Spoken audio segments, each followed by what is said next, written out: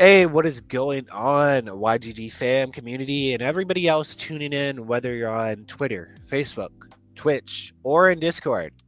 We are with a very special Friday episode. I hope you guys are liking all the content that's going out. Shout outs to our resident streamers, May and AC. And our new co-host FoW, who can't be here right now, but we will be showcasing more people from the community. As I said, though, we've got another packed episode here with some returning friends of the community, and a little bit different than games. We're going to be talking about AI and the future of work. So, without further ado, let me bring on our head of future of work here at YGG, Trish. Trish, how are you? Very good. How are you, Colin? I'm doing good, getting my coffee/tea in to wake me up here, but I'm sure for you in the Philippines, it's getting late in the evening. Yes, it's a pretty chill Friday, so happy to be with you here. Excellent. Yeah, happy you could join. But we've got some really special guests, don't we, Trish? Yes, yes, we do. So let's bring them on up. We've got Ben here from Sapien. Ben, how are you? I'm great. How are you guys? We're doing good. We're doing good. Ready to vibe here. Let's Let's bring on vibe. our next guest, Alex from OORT. Alex, how are you? Hey guys, yeah, I'm good. Thank you so much. How are you? Yeah. And last but not least, Vandal. Vandal from PublicAI. How are you doing, man? What's up, everybody? Thanks for having us here. Yeah, Let's do this. see you're chilling in the Discord there. So if you guys didn't know, Vandal is PublicAI. Excellent. So let's dive right into it because we've got a lot to go through in just an hour. So before I dive into your segments each, let's talk a little bit about the power of decentralized work and how that's going on with YGG. So Trish, this is really in your wheelhouse. I will let you kind of dive into this.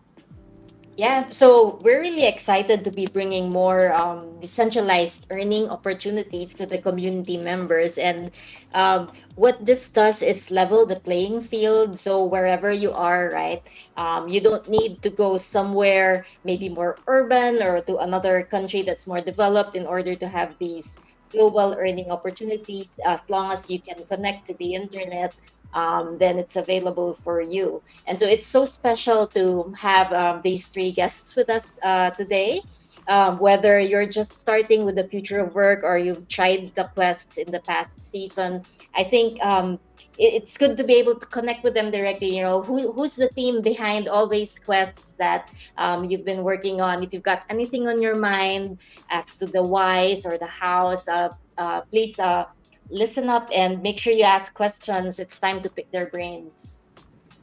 Yeah, always, again, an exciting time when we have experts in their field here who can really talk on it. So, guys, we will have an AMA session at the end. So, if you have any questions, feel free not only to drop them in Discord, but save them for that AMA section, and we will pick their brains. So, without further ado, we will pass it off to our first guest to kind of go through stuff, and that is going to be Alex from OORT.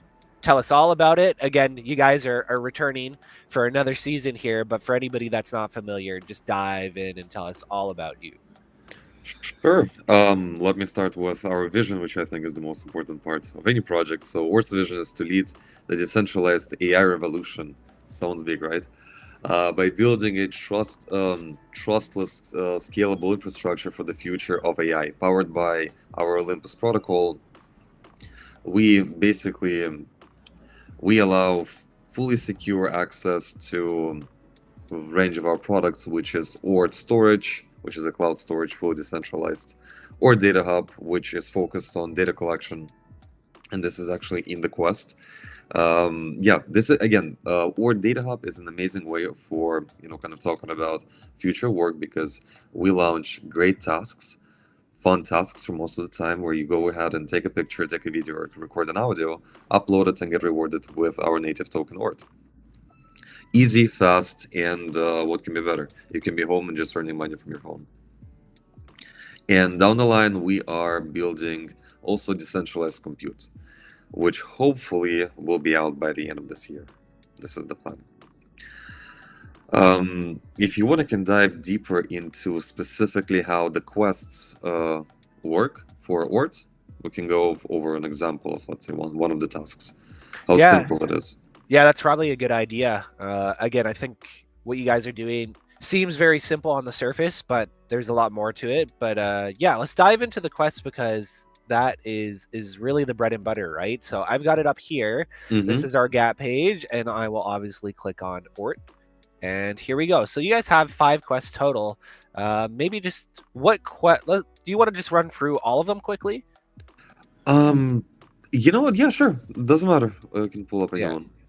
So, yeah, let me just go. Okay. Yeah, we have So take a pic. literally, yeah, most of our quests that are currently live on our platform are, we're asking people to take pictures of different items. For example, one of the latest ones we had take a picture of, let's say, sofa. This way, what we're doing, we're collecting a very large data set of different types of sofas. So then we can annotate it and train AI based on those, large data set for them to recognize what is a sofa, let's say what is an office chair, and so on. So the way it works, basically, all you have to do is just download our app, go through registration process, which takes not more than a couple minutes, and boom, all of the tasks are visible to you. You can choose any one that you feel you can do right now, or you can save for the future. Yeah, your app, I tried it out last GAP season. It was extremely easy to use, and like you said, it's these fairly simple tasks where you're taking a picture or just gathering some data for the AI. But as you said, and I'm sure Vandal and Ben can attest to this, is that data is extremely valuable, no matter how kind of trivial it seems. There's some crazy couches out there. Most couches are pretty similar, but I'm sure somebody's got some wild custom couch that if you were to pass that off to an AI, it'd be like, what the heck is this thing? But yeah, let's jump over to Data Hunter here, which is another quest of yours. And this is... What do we got here? Okay, there we go. Yeah, so I mean, again, most of them are very, very similar. I think it was going to be more interesting for the community. Let me dive into great opportunities that are open within our app. So the thing that a lot of people, when they register, they don't quite understand that we have very interesting reward system. So we reward users for tasks using OORT plus using EP, which is experience points. Experience points, users are collecting them throughout 1 month, and then in the end of the month we have a leadership board where people rank up. We have top 10, top 500, and then top 10 people are getting around, well, I mean, when we just launched, we were giving away 1,000 USDT to each one of them, so $10,000 to top 10 users. And then we're giving huge amount, then we're randomly giving out 50, 75, 100 USDT to people that were below. This is kind of a raffle system. Right now, this was kind of the promotional period. Right now, we have decreased it slightly, but again, the first place is still getting around 350 USDT. Again, how can you get there? Very simple. All you have to do is just take pictures. Take pictures, record a video, and most of the tasks, I would probably say 90% of the tasks that we have on the platform, they're super easy and they're built for everyone to participate in. And everyone has identical opportunity to be number one on the leadership board and earn substantial amount of money just by having fun and taking pictures. Yeah, it was really great to see a lot of the community involved last season as well. I think there might have been 1 or 2 people that actually came out with, I'm not sure if they came out with the total grand prize of USDT, but a lot of them were doing pretty well, right? And it's always nice to get rewarded directly in a stable coin, especially for people in the Philippines, right? Like that US dollar goes quite a long way for them. So as you said, it's really easy to get involved, guys. You just go open the app, and again, daily, I'm pretty sure, right? It changes on what it's asking you to go out. So as you said, you could be going out and looking for all the couches in your neighborhood, or you could be going out and looking for, I think last season there was one about fruit, right? We wanted a bunch of different types of fruit. So there's going to be quite a variety of different stuff. And hopefully there's nothing there that wouldn't be available to somebody like in the Philippines. So if you go out and ask for like a snow-covered car, that might be a little bit hard to find for somebody in the Philippines, but I think you guys are avoiding that, right? Yeah, no, yeah, I mean, most of our tasks, like I said before, they are fairly simple, and I personally try to focus on things that are available to 99% of people in their households. We had a large data set for tools. Again, things like take a picture of a screwdriver, take a picture of a letter. Most of these things are available in households. So this way, everyone can participate. Or if you don't have it in your household, quite often your neighbor is going to have it, so you can just stop by your neighbor, have a good conversation, and take a picture. Excellent, excellent. I'm just reading some chat comments right now saying that we don't have audio, but some people do have audio. So Interesting. quite sure what's going on. I'm going to try and figure that out. Trish, do you have any insights into OORT that you kind of maybe want to ask Alex here? I know they're a returning guest, and we're pretty strict on who we choose to partner up with, especially on the future of work side. Do you want to just talk a little bit about why OORT was such a compelling partner for us? Yeah, so actually, we started discussions with or Alex, I think, around middle of last year, and OORT has been doing this pretty amazing data collection. At that time, you're even doing the Mars rover data set, I believe. So very interesting data set, and the vision to really have decentralized AI training was really there. In fact, OORT even launched this alliance called the Human AIX Alliance, where you've got people coming from different parts of the AI ecosystem coming together, everyone from infrastructure, the data labeling, and YGG is part of it, was a founding member actually to represent the humans in the ecosystem. So really good partnership there. I have a question for Alex though. Sure. So yeah, we have the easy, moderate, the tiers of tasks, right? Maybe you can give some tips or some encouragement for people to move up these tiers. What do they have to look forward to in the moderate tier? Sure. So we currently have 4 tiers. The higher the tier, the more opportunities you have. So basically, tiers, they represent different level of difficulty of the task. So tier 1, which is the tier that everyone has as soon as they register, you will have access to easy tasks. Easy tasks, very easy to do, but rewards are not going to be as high, for example, as moderate or difficult tasks. So if you would like to have access to more difficult tasks, plus the ability to validate tasks from other users, you have to stake 210 OORT within our app, and then this will give you access. This will take you to tier number 2, and there you will have a chance to work on more difficult tasks, have, again, more opportunities to earn more OORT, more experience points to get up within the leadership board, and you're going to have a new thing, which is validation of tasks. And validation of tasks, literally, you're able to validate the work from other users. And you can say, okay, this is a correct picture. It did follow all of the prompts, all the requirements, within the document that is uploaded by us. And then you can put a 5. Perfect. You earn points for that, and someone is getting approved. So that's good. And then more difficult tasks, more difficult level. Again, you'll just take more OORT, and then you will have access to the highest paying tasks available on our platform, but they are challenging. So not everybody is able to do it. You actually need to go out and search for different items that are difficult to find, or different scenes that are maybe not available to everyone. Plus, we also have regional tasks, which again in our backend we can see where our users are located. And this way we can send tasks to specific region, for example, to Philippines. If we have a specific data set that is focused on Philippines, we can easily leverage community that is in the Philippines and send them this particular task to maybe local food or local traffic conditions, anything. Excellent. Super exciting. So there is a progression system built into OORT if you want to go that route, and then actually be a data validator. I always think that's pretty cool. That you actually are somebody on the back end who gets to validate data like, oh, that is 100% not a couch. That is the picture of a sky or something like that, right? So yeah. Excellent. And we do Alex. get those. To be honest, Do you? we are. Do you? We are. Yes, yes. Well, sometimes people would just upload by mistake a wrong image into the system, which is completely random, has no Yeah. connection. But yeah, of course. I mean, we always try to give feedback to our users. Why it was declined. So next time they can do a little bit better. They can improve and figure out what they went wrong, or if they're Of course. blatantly trying to game the system, you can give them a friendly.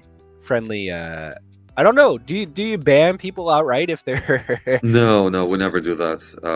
I mean, You call we them always... evil, though, right? Evil. No, even if we see that clearly the person is not being very ethical on the platform, we always give them, we try to speak to them, try to ask them in a very polite way that, what you're doing is against our terms of use, against our policies. Please, make sure to, change.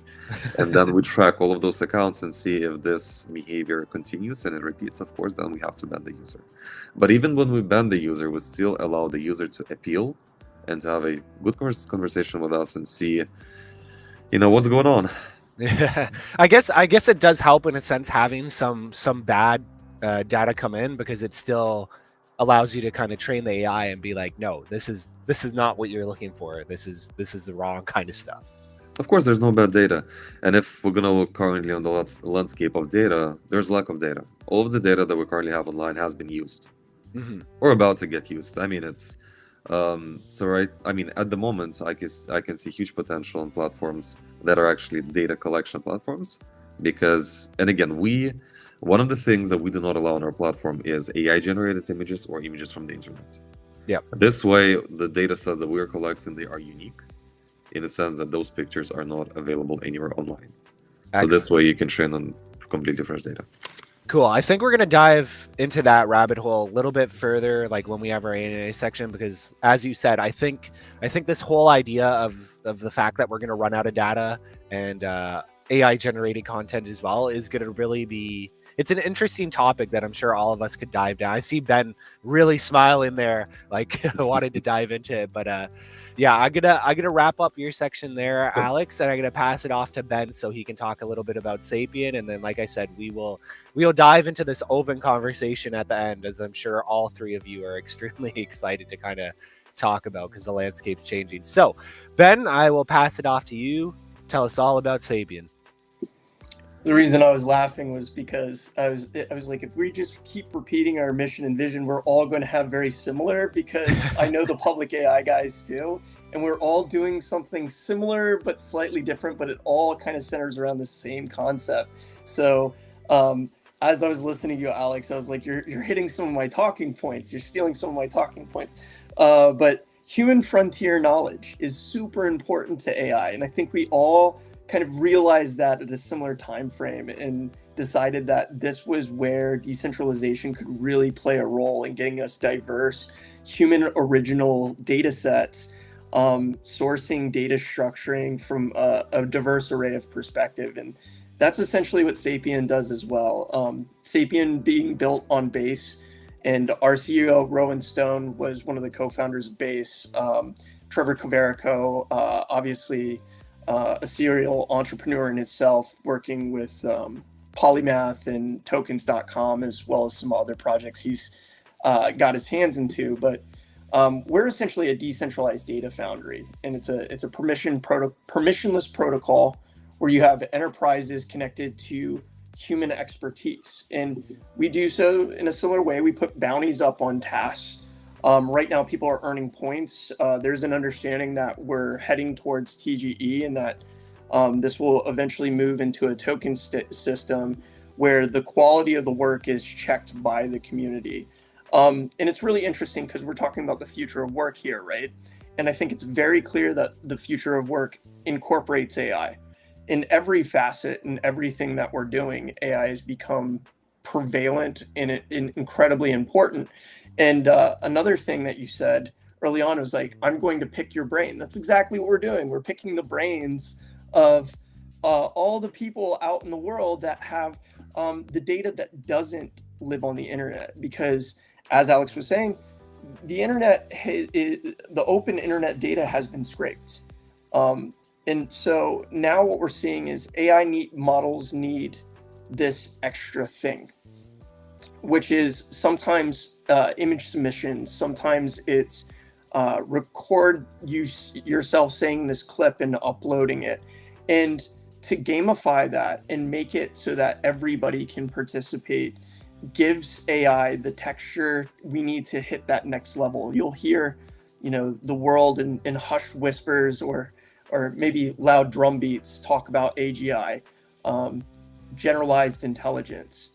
And to get to the phase where AI starts doing more than operating as a tool, but starts acting as a counterpart, it needs to understand the nuances of humanity. Sapien in itself, the name Sapien, has human connotations. And so that's what we're trying to bring to the table.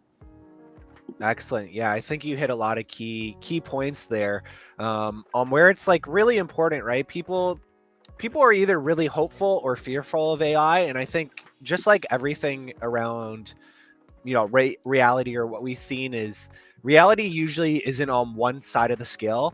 It's usually somewhere in the middle, right? Well, it's not like the worst case scenario, but it's also not like the best case scenario. It's somewhere in the center, right? And again, it's going to be really important that this AI has some very human alignment with it, right? Where it's trained on human data, it understands, the values of humanity, the good values preferably, and where we go with that. So again, I think you guys are all doing similar work, but all in different facets, right? Various ways. And there's, as you said, there's more than enough of the pie to go around, right? There's so much data needed and so much there that, there could be multiple data foundries and it still probably wouldn't be able to scratch the surface on how much data we need. So, people can participate in all three of the platforms and they're contributing to something extremely, extremely valuable, right?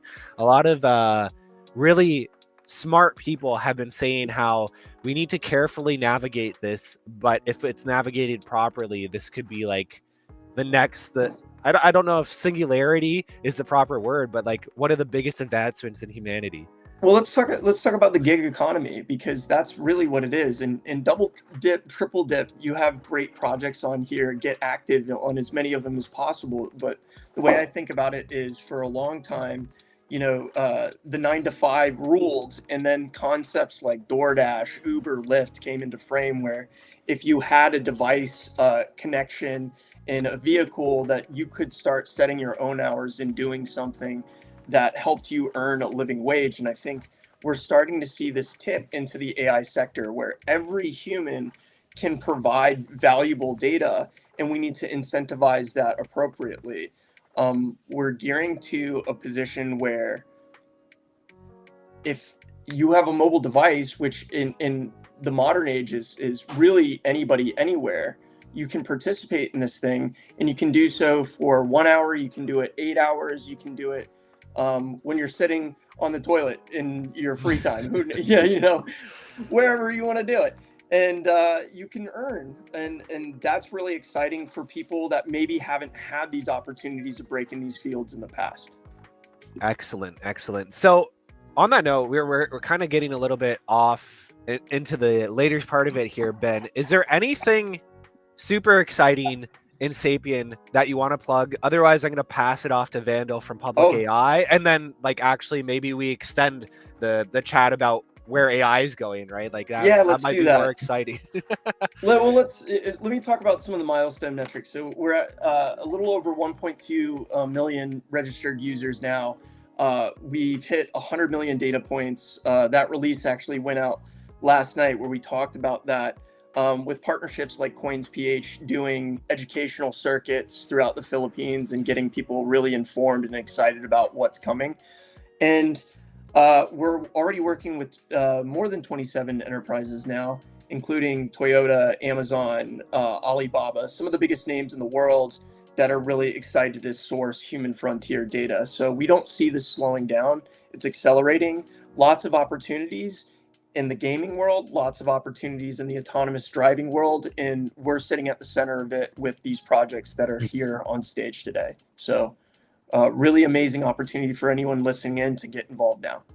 Exactly. And especially we've talked a little bit about this, Trish, right? This is one of the globalization of evening out the work play field, right? Because people from the Philippines, I know for as somebody from Canada, right, like a lot of Filipinos come here to earn money and then send it back. Well, as we saw in the Metaverse Filipino worker documentary that Leia from Infarsis put together, and as Spracky said, the opportunity to stay at home where all your family is instead of going abroad and earning similar, if not the same wage, is really something transformational that we've been seeing, only in the past few years with blockchain technology, with Web3, and now AI, right? So before we hop over to you, Vandal, I just want to quickly plug the Sapien Pioneer Quest that we have over for Gap. This is really easy to get involved with, guys. You just got to sign up, you jump into the Sapien app and complete 20 tasks. And Ben, that's going to be like super, super easy, right? Very. And what's interesting about this is as you're participating in our protocol and as we decentralize more, you're going to start leveling up. And what that means is you'll unlock a little bit more challenging tasks when you prove to the network that the quality of your work is good enough to enter the next stage. And so this is how we encourage and compound success for the users. So like I said, if you start participating now, you're already starting to build that reputation within our network. So hop right in. Yeah, and exactly. And you're getting in right before a TGE as well, which is, has always proven to be a good opportunity for a lot of people, right? Okay, Vandal, last but not least, and again, let's see what PublicAI is up to. Yeah, so there are a lot of similarities between all of our projects, and I think rather than repeating the similarities, you can take what the two gentlemen have just spoken about their projects, and you can project that over here on PublicAI as well.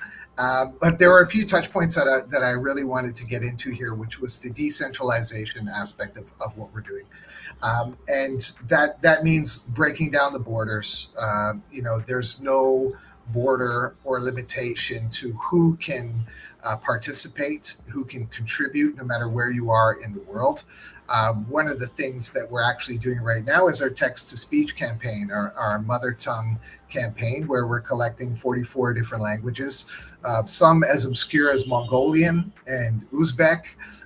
And you can imagine, right? It's like there's some Mongolians out there in Mongolia looking for opportunities to earn some USDT by contributing their voice and taking part in this quest. And I think that this is really something to talk about, because as we look at what's happening within the Web3 space, and me personally, I've been involved in the Web3 space since 2017, and I've seen it really as the beginning of this sort of remote work idea of where people can get in, they can have an opportunity with however little money that they have to get in on the ground floor and participate and have opportunities to earn.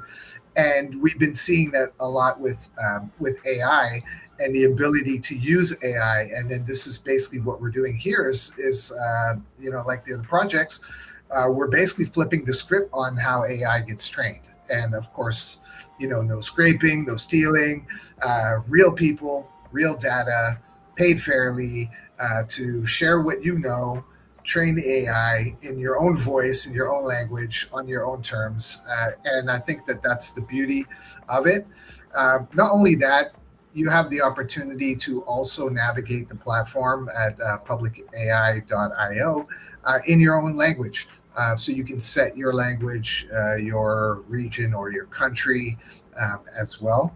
So there's no sort of limitations as well with language in terms of participating. I know predominantly the ecosystem revolves around English, and I think sometimes that's limiting, especially when you're trying to reach out to the underserved market of people out there who English is not their first language. And I think it's super important not to neglect that market, because this is information and data that is unique to themselves. And because I think we have a Western sort of bias when it comes to AI training, that it's really great to be able to look at how we can have contributions from different people in their languages to help shape and form the future of AI for them. specifically, rather than them interacting with sort of a Western bias AI and getting all the information that may not necessarily be localized for them. So basically, we're trying to build that data set. We have different quests and campaigns that are up right now. If you're a dentist, get involved. We've got the dental campaign happening along with our text-to-speech campaign, and especially what we're doing with the Gap 10 here, as you can see on the screen. We've got campaigns. This is basically for our mother tongue campaign here. If you're in Asia, South America, Middle East, or in Europe, you can contribute. Of course, the payout levels are different depending on where you are in the world. So just get in, do your language quiz, and then you're all ready to go to participate. And I think sorry, go ahead. I'll take a question. Yeah. I was just gonna say, like, it's very interesting to see somebody diving into like the language aspect. As you said, it's predominantly English, right? Which I think is probably the largest data set on the internet. But this idea that not only different languages, but different dialects too, right? Like you could have the same language, but have very different dialects. So like somewhere from Japan, there's so many different dialects of Japanese, right? Like you could go to the northern part of the island and the northern dialect is extremely different than like a city dialect or a southern dialect, right? So I think, that's also an interesting aspect. Have you seen that in your data sets? Has that like come up at all? Not in terms of the dialects, but what I found really interesting is because I'm also involved in going through and doing different verification tasks for these campaigns, is that people speak English all around the world, and almost everybody has a different accent when they speak English. So if you think about the accent as well, I think it's important. And a lot of times when you think, okay, we're looking for someone with an Australian accent or a UK accent or an American accent. Well, no, maybe there's an Indian accent or a Caribbean accent that we want to have contributing to the data set, right? And I think that's really cool. We haven't had a chance to dive into dialects just yet, but definitely, like, I'm based here in the Philippines. There's hundreds, if not thousands, of different dialects all across the Southeast Asia region here. There's so many different dialects, and that's something I think, if locally with the government and different organizations within the countries, if they're not already working on that, I think that's something definitely that's important. Now, I do want to pick your brain a little bit on this dental campaign. So explain to me what kind of data set this is. Well, I did the quiz myself just to kind of see what the questions are, and I don't even think I might have guessed a couple of the questions correctly. Like, I think it's really you had to have gone to school for dentistry, or you actually are a dentist to really get the answers correct. And so it's basically all things dentistry. Maybe they should have one also. We should do one for patients, for dental patients. That could be interesting to have the contrast between like dentists and patients. But yeah, it's not for the average person out there. I would recommend that if you are a dentist or studying dentistry, then definitely participate. Excellent. Very excited all the time to hear these data sets, because you start thinking about how many data sets there are in the world that you just interact with on your daily life that you wouldn't have ever thought was like going to be important. But as you said, like dentistry is really important there. Obviously, we're not anywhere close to having AI replace a dentist, right? There's still a very physical aspect, and I'm not necessarily comfortable with a robot going into my mouth to do that yet. But there is this whole aspect of like, if I have a really bad toothache, that if there was some sort of dental AI that could give me a general idea of what it is, okay, this is infected, or no, you just have a toothache, that kind of thing, is going to start to play a really big role in everyday life, right? Where instead of taking up dentist time, which is already a field that it's getting hard. I don't know if it's the same for you guys, but even here in Canada, it's very hard to find a good dentist, especially in rural Canada, right? And if you do find one, they're usually extremely busy. So it's not like you have the time to just ask like, hey, I have this kind of toothache. Like, what is it? They're going to be like, no, come back or come in when like it's something serious, right? Versus now you could ask an AI, you could say, hey, I have this two fake. It's going to ask you some questions where, again, this questionnaire, patient questionnaire, what questions to ask could play a really big role, where it could be like, oh no, you got to go to the dentist right away, and if you can't see the dentist, you should go to an Emerge, or no, that's nothing, you just need to floss or brush your teeth or to use this type of toothpaste, right? So I kind of see a lot of these fields changing pretty soon. So maybe this is a good segue into our next kind of topic that we're going to be talking about. But before we do that, Vandal, anything else that you want to just close off and hype up for PublicAI? Yeah, I mean, just to let people know that we are looking for VIP ambassadors. If you are someone serious about representing your language, get in touch with us. Come on over, and sign up, and hit us up on the Discord or on the Telegram. Let us know that you want to get involved. That is from across 44 different countries. The countries are listed up. I can't go over all of them right now, but pretty much covers everybody. So if you want to get even more involved, feel free. We have support for you for that. So you said VIP ambassador. What is a VIP ambassador?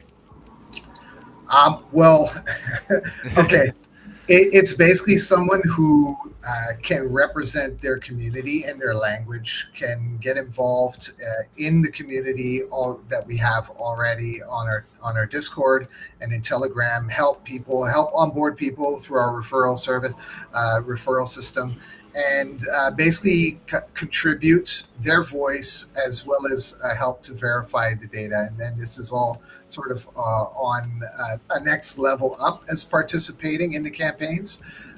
But essentially just that ambassador type of program that is a bit more extensive and more involved in the current text-to-speech campaign that we're doing. Perfect. I just wanted people to have a really good idea because, our community's been really good about actually going for these VIP or these bigger ambassador roles. So good to have it fleshed out. Guys, if you are interested, hit up Vandal or go check out PublicAI. I'm sure in your Discord as well is probably the best place to reach out, right? Yeah, correct. Yeah. Cool. Okay. So as we keep going off and kind of tangents here, I'm gonna circle back here, and Trish, I'm gonna let you kind of take the initial stab at this. So let's talk about the power of decentralized work. Obviously, we're doing a little bit of that here at YGG, but really want to dive into this. So Trish, can you take the reins here on how you see this decentralized work being such a big deal? Yeah, I think for me, one is it's work you're earning, but also that the value that you get back. So in the example, of contributing your voice, reading sentences, that helps ensure that AI understands you. People who speak like you, understands your context, or even if it's images, right? If nobody submitted fruits from where you live, then AI wouldn't be able to identify those kinds of fruits. Or if certain pieces of furniture look different depending on the culture of where you live. So it's really up to us to make sure that AI understands the diversity of the people, the different contexts around the world. And so we're helping build that context and earning at the same time. And I think that's really powerful. Excellent. Yeah, it's extremely exciting. I will pass this off. Ben, Alex, Vandal, which one of you wants to start off with this kind of decentralized work aspect? Because I'm sure you guys are all excited about this as well. Let Alex take it. I started rambling about it earlier, so Alex's turn. Sure. So what exactly? I mean, let's have more specific questions. Yeah, I would like to dive into the fact of like how OORT is really diving into this decentralized work and why it's such a big deal for people. Like I said, it's kind of leveling the playing field, right? In this aspect where anybody around the world can contribute to these data sets and get paid a fair wage, essentially, right? Which is traditionally not the case. Yeah. So I mean, I think it's for all of us, not just OORT. I mean, it's the empowering people to earn money while they're home and enjoying their lives and doing what they love. Because sometimes when you go to this 9 to 5 jobs, you don't enjoy it, you hate it, and you're just missing your life. You're not able to do some fun events. You're not able to live your life, in other words. But we are allowing people to change their lives to better, as well as, I mean, this can also be a side hustle, especially since we have fairly good giveaways in some countries. Getting like, let's say, $1,000 in the end of the month.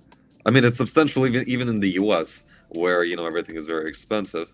But let's say in Philippines, if you have an additional $1,000, which you earn just taking pictures from home, I think that's allowing you to, first of all, increase your life standards, and to buy something that maybe you wanted for a long time.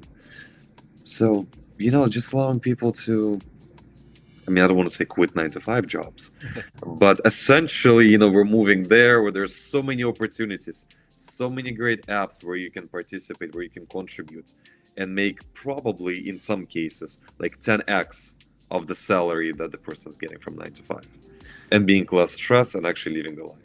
So you really like the idea of the flexibility, right? That's the future.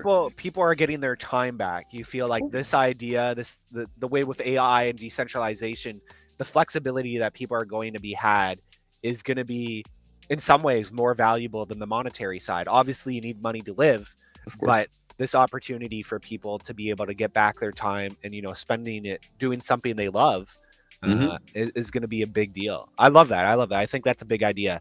Ben, Vandal, anything you want to kind of plug on that, or any other aspects? Yeah, I What mean, about- Yeah, go for it. Sorry, Ben. I just jumped right in. No, go for it.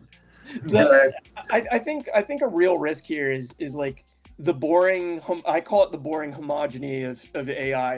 If we only have single points of data inputs from a warehouse and one small subset of people training AI on what the future should look like, we're going to have really strong echo chambers that do not reflect a global perspective. And this is what decentralization really brings to the table. It allows anybody everywhere. And I think a lot of people that were early into the on-chain universe understand the idea of things like bank the bankless. But there is certainly an element of classism that enters technology, and that prevents certain people from being able to participate in the future and growth of things. And we're really challenging that through what we're doing and through the platforms we're making available.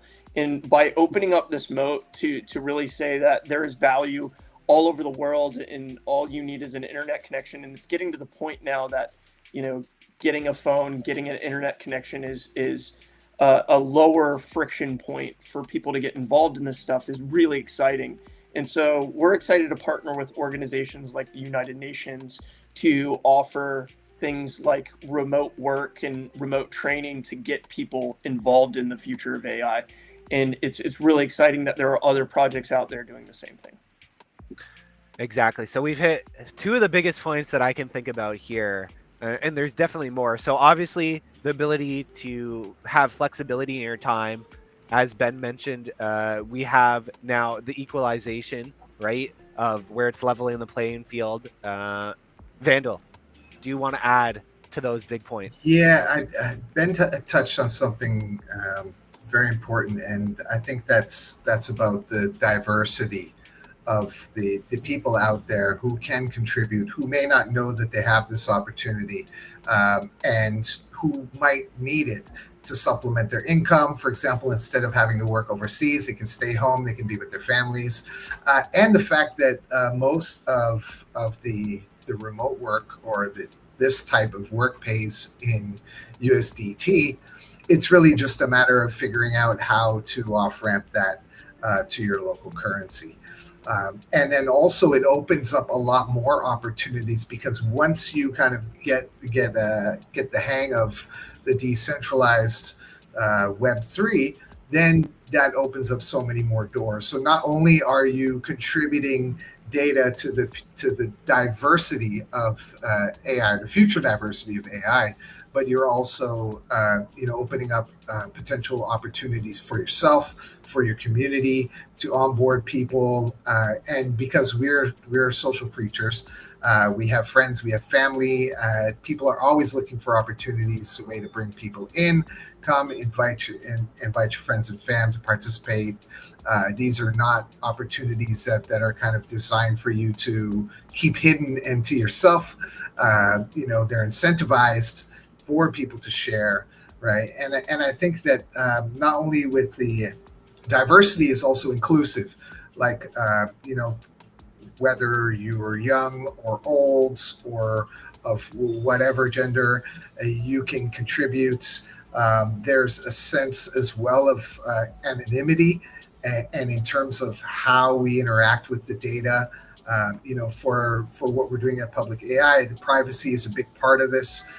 Which is why we've been making particular partnerships to help us in that direction, to keep the data safe and private, so that when we evolve and scale, we can ensure that people's data is protected. And I think that as we get more and more into an AI world, how do we protect our data, right? How do we protect ourselves from people abusing and using this data? I think is something that's going to come into effect. So, that transparency of decentralization in Web3 elements, the global inclusion of people from around the world, especially in developing countries who can really benefit from the USDT. I think we'll see a lot more people coming in, and especially based in Philippines here, Axie Infinity, I think, was one of the projects that really showed, the remote work force here in Indonesia as well. I saw a lot of people on those projects. So yeah, there's definitely a demand. Yeah, again, it's extremely interesting to see. Like, again, we as Ben said, technology has been mainly like very Western or classist based, right? But it's interesting to see, as somebody from Canada here, how a lot of people here haven't been taking the future of work seriously. And I find that it's a lot of the Asian countries that are actually going to have an edge, because their workers are really like, okay, you know what? We've got nothing to lose. We're just going to learn this. We're going to take a risk.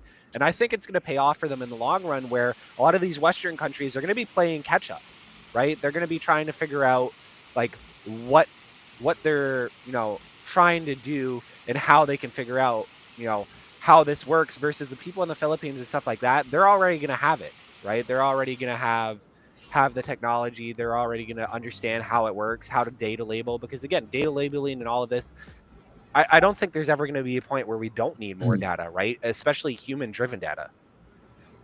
Yeah, actually, I was writing something about this. It was kind of like a short story about the hungry ghost. If you've heard of the sort of Chinese myth of the hungry ghost, it's people whose souls have floated up, and these people were like greedy in their lives, and they always wanted more. And this ghost is floating, and we're looking at the syntax of hunger. Like, data becomes more hungry and wants to eat, and then the AI just wants to consume more and more data. And I think that we'll be walking around and transmitting data live eventually. I think is what's going to end up happening at that point. Our thoughts streaming into the data pool. And I guess that's why decentralization and stuff is going to be such a big thing, right? Like we've seen this in the beginning, where artists and everybody else is quite upset that, OpenAI was just scrubbing the internet, because a lot of people felt that they weren't getting compensated, or that their data wasn't being used in a valuable way, right? And this is where the decentralized portion, where you get to kind of choose who and what data is used, is going to be such a big role. Because, as you said, Vandal, there could be a point in the future where you're transmitting every kind of data point that you do, whether you're going out biking or whatever you're doing, and you're going to want to choose whether you monetize it or you don't monetize it, and then who's monetizing it and using it, right? So I guess that's going to be a big factor. I'm sure it's kind of scary for some people, but it's also extremely exciting, right? I have It a is. question. Okay, It is. Trish, yeah, go for it. Yeah. Is there any common errors, any suggestions that you have for people to improve the quality of their submissions? Should I start? Of course, yeah. Anybody jump in. Yeah, so I mean, I didn't introduce myself completely. So I'm product manager at OORT, plus I am in charge of the quality control team. So I'm reviewing the data myself. I'm reviewing the data that was checked by my team. Quite often, people are just trying to do it really, really fast. And the key things that people do not understand, that let's say if you're taking a picture of an object, you need to make sure that this object is the main object on the picture. And it's not like slightly seen somewhere on the background, because that is, it can be helpful. But of course, in order to train, you need to make sure that there's nothing obstructing this object. You need to make sure that the quality of the picture is high, that you can see the object, because sometimes we have pictures, it's super dark, they take a picture without flash, you can barely see anything. So it's all about common sense. Just think about it. If you're taking a picture of an object, make sure there's nothing obstructing it, make sure that the quality is good, make sure that the light is decent, you can clearly see an object. So I think those are like the most common issues that I'm having with our great contributors, that sometimes people are just, maybe they are a little bit short on time and they just, snap a picture real quick, upload it, and that's it. But just take, this 20, 30 seconds, additional time, and just ensure that the quality is good. And trust me, I mean, all of us are contributing to the bright future of AI. Every single person that is uploading their data, taking pictures, uploading any type of data to, to develop a data set, you guys are building the future. And everything that you see right now developing, ChatGPT, like OpenAI in general, everything, all the smart AI models, everything is because of us. We're building it, technically, as long as you're contributing some of it. So yeah. So make sure the data set that you guys are contributing, just take that extra, as Alex said, take 20, 30 seconds to just center the camera, make sure that object's right in there, make sure the lighting's decent. Doesn't have to be like studio grade, but again, a few things just to get it right, which is it takes a few seconds, and then that's better, because I guess you don't want to take it and then have to run back, especially if it's a hard data set to get, right? Like an object or something, and you snap it quick, go away, and then it's like, oh, sorry, you've been rejected because we can't see the object in the photo. That would suck. Ben, Vandal, anything to add to that too? Any issues that you guys are seeing? Yeah, well, like Alex said, I think it's work is work, right? So take pride in your work, and often, this extra effort that you put in doesn't go unnoticed, right? So through that, there are always more opportunities. So if you are somebody who's looking for opportunities, make sure to pay attention to exactly what you're doing. Take your time, contribute to the best of your ability, and I'm sure that you'll be noticed, and you'll have more opportunities open up for you. And I think just having that pride in your work, I think, is super important, whether that's like in your 9-to-5 job, or for your daily job, or with your family, anything in life. Taking pride in what you do, I think is really important, and not just looking at it as like a quick buck kind of scheme, where of course you can see it like that, but really what it is we're trying to get that quality data, you know what I mean?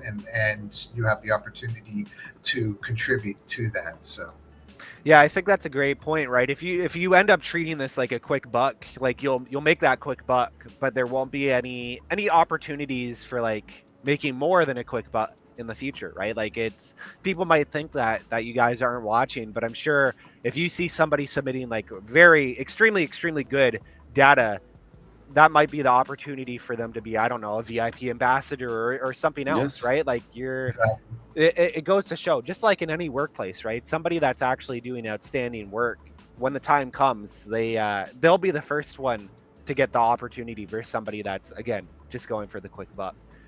Ben, what about you? Anything that you guys are seeing on Sapien in terms of quality of submissions, the data? Yeah, I mean, really quick, when we talk about a protocol, we're looking at reputation. And so if you want to unlock higher paying tasks, higher rewarding tasks, you need to prove that you're here to do good quality work. And so I understand the need for speed. And we certainly want people to move quickly when they're working through this, but more important than that is accuracy.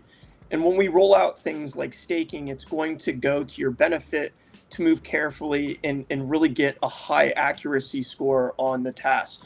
We provide information junkets for every task out there on how to do these things appropriately, and we keep open Discord channels and things like that to speak with our moderators and our on-call trainers to inform people of how to best move through that process. So take advantage of that, and raise your hand if you're confused. Don't just jump in and put out a bunch of junk data. Junk in, junk out.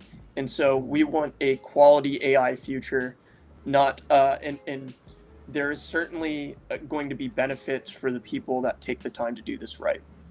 Exactly. Now, we are almost at the top of the hour, so before I give you guys the final cue to kind of plug everything, let's end off here with a final question.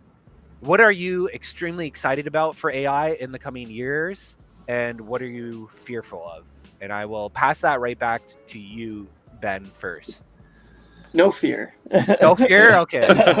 No, I think we get enough of the fear mongering in the media, and even our friends that are. The future is always scary. Everything is always met with caution, and initially that element of old man shaking his fist at the cloud, right? The internet, the internet was a big scary thing at one point too. The thing to consider here is that the future of AI gives us the ability to take the collective of human knowledge and possibly come up with some really creative solutions to problems that have been long-standing issues on energy, long-standing issues on healthcare, creating preventative and proactive systems that improve society as a whole, autonomous driving. We're talking about a more efficient, a healthier, and a more purpose-built society that optimizes everything. And I think that should be really exciting. And I think we should meet that with open eyes and see what this could potentially go towards. And so I think if we focus on good, our outcomes are good. I think if we focus too much on bad, we run the risk of really closing everything off and preventing that future from manifesting. Excellent, excellent. Vandal, what about you? Are you in the same boat? No fear? Yeah. Well, I don't know. It's like a tool is a tool, right? And in the hands of a fool, a tool can do damage. So it really depends on who's holding the tool. But from my perspective, I kind of want to like zoom in a little bit, because I think a lot of people are thinking about how AI can solve big problems, and me, I'm looking at how I can use it to solve my own personal problems and help me in my life and the things that I'm doing. And I think on a local level, I think there's a lot of opportunity for each of us to use, like, I don't know about you guys, but I'm not a developer, I'm not a coder, but I've been vibe coding with the help of AI. I have a new daughter who just arrived in the world. I'm building tools for us to co-create things in the future. Like this is just my personal side thing that I'm doing here. So, these are the cool things that you can do with AI. Is the things you couldn't do before is build little tools that you need for your life to make your life better and make your friends' life and family. Build little gifts for people for Christmas. I don't know. Like you can do so much with it that's a lot of fun. And I think that if we try and leverage AI as a tool for us to get off the internet and get out there into the world to help us do things together, to co-create, in the flesh, I think that's a great thing. We need to spend less time online, in my opinion. And I think AI can help us do that by automating a lot of our online tasks that we're doing anyway, and give us more free time to get out there and enjoy life. Excellent. That's actually a take I haven't really heard before. So thank you, Vandal. Alex, what about you? What I'm scared of? To be honest, I think the most scary thing for me is something that is happening right now and will be happening soon, which is called the autonomous AI agents. The problem with those is that we have as of now, we did not come up with an idea of how we can control them. So, especially when they can communicate between each other. And I'm pretty sure you guys read, there's a few instances where, you're trying to delete a specific AI agent, and then it just duplicates itself on your computer in a very hidden folder, and you're unaware that it's, it's basically trying to save itself from being deleted from your computer, which is crazy. And this is just, the beginning of this. So as long as we can control it, we're good. But right now, it's still, kind of the gray area. Can we control it? People are still unable to do that. So hopefully, down the line, we'll be able to figure out a way. But, the more exciting things, I believe that AI substantially will increase everyone's quality of life. Because again, healthcare, it's getting fully rebuilt by AI, because now using AI, you can track, different sicknesses like cancer on a much earlier stages than, let's say, 5 years ago. And lots of people are going to be saved because of that.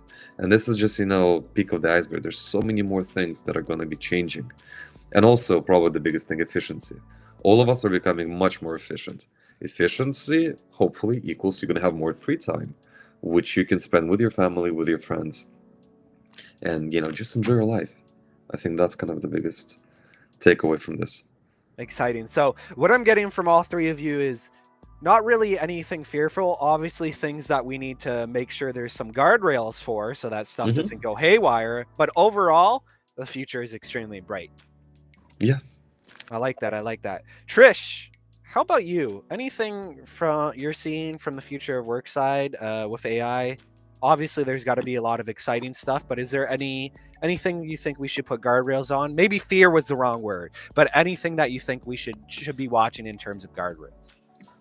Yeah, definitely we need guardrails because when you automate something, whether it's AI or not, you need to make sure that it has parameters and you only allow it to operate within these parameters. But I think with the future of work, what it gives our community the opportunity is to become more familiar with AI. And so think of it as an end-to-end spectrum where on the one end you're contributing to the AI, but then on the other end you're using the AI maybe for work, for your personal use, for day-to-day life.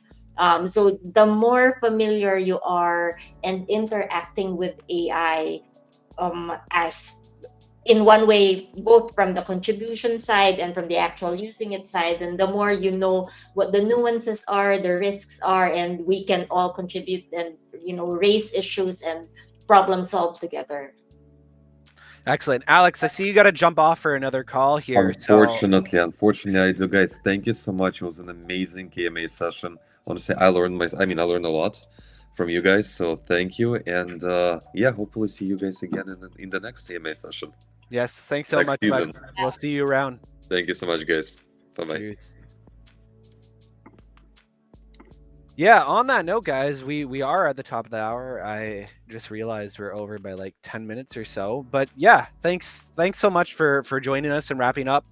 Ben, anything you want to plug for Sapien before we hop off? Obviously, we have your socials and everything up there on our Gap page. But any other really exciting events coming in maybe the next week or so?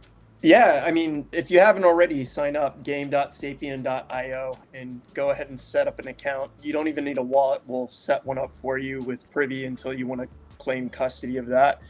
And we're going to be doing Sapien Squad as a bit of our airdrop campaign as we're leading up into ... to be continued. And so we're doing a laundry list of just kind of allow lists of different communities in the Ethereum and Base universe that we've taken snapshots of. So if you're holding some of these projects, that's already one way you can earn. And the other easiest way is just by registering and going in and performing tasks now. So very exciting to see what comes up here in June and July. And I promise it's going to be quite a fun journey with us. But thank you so much for tuning in, and we're excited to continue with Yield Guild. Yes. Vandal, what's going on with PublicAI? Yeah, aside from our mother tongue campaign where everybody and anybody can get involved, we have an NFT coming to the people. So white lists are already out there. The NFTs are called Data Babies. They're super They're super cute. They're kind of that retro 8-bit. Not a CryptoPunk, but not a My Lady. Along those lines of very sort of anime vibe. But yeah, those are coming. Data babies are coming. With I can't say exactly when, but I would say within the next month or two. We'll leave it at that. And then we've got our TGE also coming up, which I can't also say exactly when that is. But get in there, earn the points, get more points, and that will contribute to your airdrop. Get involved in our different campaigns that we have coming up. Get your NFT. And come and connect with us on the Discord and Telegram. Excellent, excellent. Trish, future of work, anything you want to wrap up with here? As you can hear, we've got opportunities for you from our partners. We've got PG and NFTs to sweeten things up, and you can definitely stack the opportunities. So there's a lot of data, different kinds, depending on what you have, what you feel like doing today. Remember, you can do as much, as little as you can, depending on the time you have wherever you are. So participate and give your feedback.